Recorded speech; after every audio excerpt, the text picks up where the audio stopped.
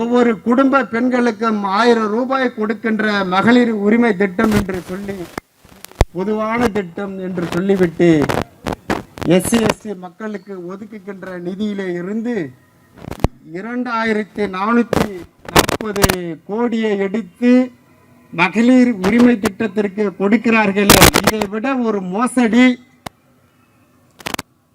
இது எங்கே போய் சேரும்?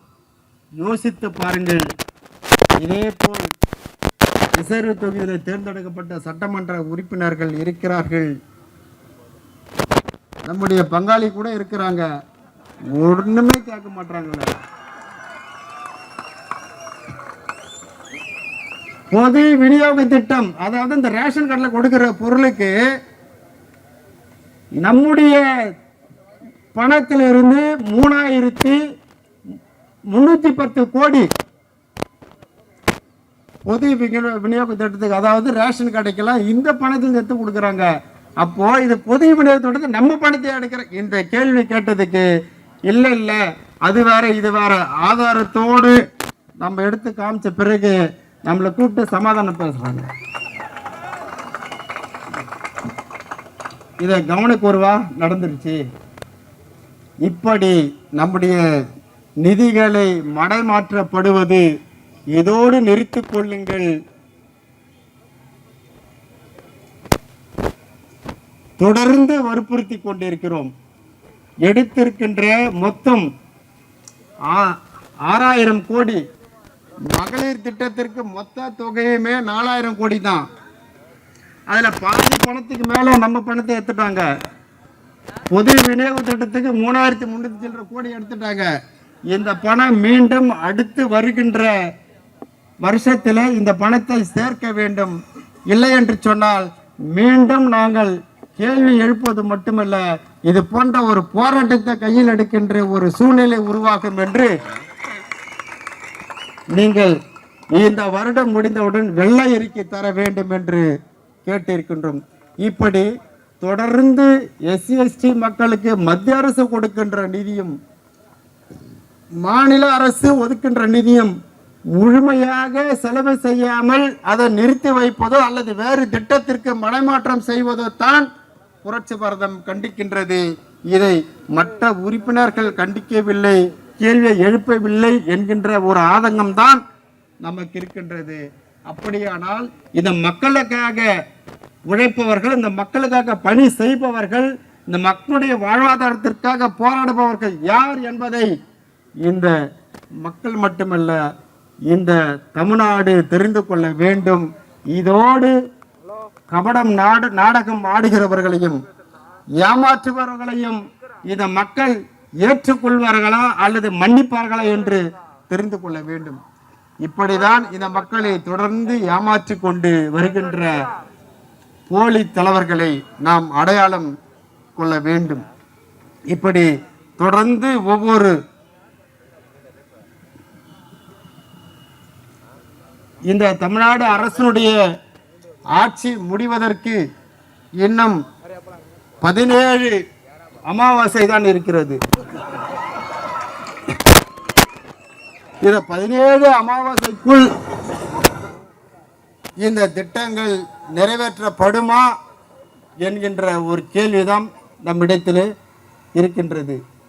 நேற்று தினம் அண்ணன் பேசுகின்ற பொழுது சொன்னார், நேற்று ஆகாயத்திலே சாகசங்கள் நிகழ்த்துகின்ற ஒரு கூட்டம் போல் இங்கே இருக்கிறது. தமிழ்நாடு அரசு நேற்று நடந்த அந்த சாகச நிகழ்ச்சியிலே மக்களுக்கு எந்த விதமான அடிப்படை வசதிகளையும் செய்து கொடுக்காமல் கிட்டத்தட்ட 5 பேர்களுக்கு மேலாக உயிரை விட்டு இருக்கிறார்கள். ஜல்லிக்கட்டு நடக்கின்ற பொழுது கூட இதே கூட்டம்தான். ஆனால் ஒருவரும் அன்றைக்கு சாகவில்லை. ஆனால் இன்றைக்கு மகிழ்ச்சியோடு மிக சந்தோஷத்தோடு விமான சாகசங்களை ரசித்துக் கொண்டிருந்த மக்கள் 5 பேர் இறந்திருக்கிறார்கள் என்று சொன்னால் ஒரு அடிப்படை வசதி கூட செய்து கொடுக்காமல் இந்த அரசு அலட்சியப்படுத்தி இருக்கிறது என்று சொன்னால் இந்த அரசை ஏன் கேள்வி கேட்கக்கூடாது?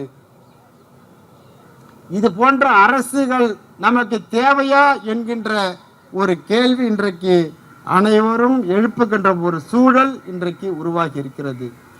ஆக எதையும் இது மக்களை பற்றி யோசிக்காமல் தன்னுடைய அமைச்சரவையை வலுப்படுத்திக் கொள்ள வேண்டும், யார் எதிர்ப்பார்கள் இருக்கிறார்களோ அவர்களை கழட்டிவிட வேண்டும் என்று அதிலே தான் இவர்கள் உன்னிப்பாக இருக்கிறார்களே தவிர இந்த மக்களுடைய நலனுக்காக, இந்த மக்களுடைய வளர்ச்சிக்காக யோசிப்பது இல்லை, எந்த திட்டத்தையும் கொண்டு வருவதில்லை. ஆக இப்படிதான் இந்த தமிழ்நாடு அரசு தன்னுடைய தான் தோன்றி போக்கிலே போய்கொண்டிருக்கிறது. உண்மையாக புரட்சிய பாரதம் இந்த நேரத்தில் இந்த அரசை வன்மையாக கண்டிக்கின்றது. ஆனால் இதே போக்கு தொடர்மையானால் கண்டிப்பாக இதைவிட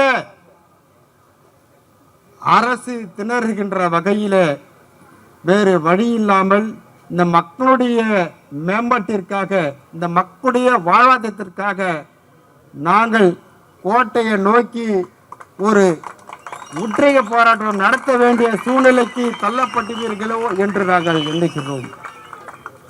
வழக்கை பற்றி கவலைப்பட போவது இல்லை. நாங்கள் பல வழக்குகளை சந்தித்திருக்கின்றோம், சிறைகளுக்கும் சென்றிருக்கின்றோம். ஆனால் அனாவசியமாக நாங்கள் சிறைக்கு செல்வது இல்லை, அனாவசியமாக எங்களுடைய தொண்டர்களை நாங்கள் வழக்கு வாங்கி கொடுப்பது இல்லை, அனாவசியமாக இவர்களை சிறைக்கு செல்ல வேண்டும் என்று எந்த சாதி கலவரத்தையும் நாங்கள் தூண்டுவது இல்லை. சாதி கலவரத்தை தூண்டிவிட்டு தொண்டர்களை பலியிடுவது புரட்சி பாரதம் அல்ல. பாதகம் செய்பவரை கண்டால் நாம் பயங்கொள்ளலாகாது பாப்பா, மோதி மிதித்து விடு பாப்பா, அவர் முகத்தில் உமிழ்ந்து விடு பாப்பா. அண்மை செய்திகளை உடனுக்குடன் தெரிந்து கொள்ள இணைந்திருங்கள் இயம்நாடு தொலைக்காட்சியுடன்.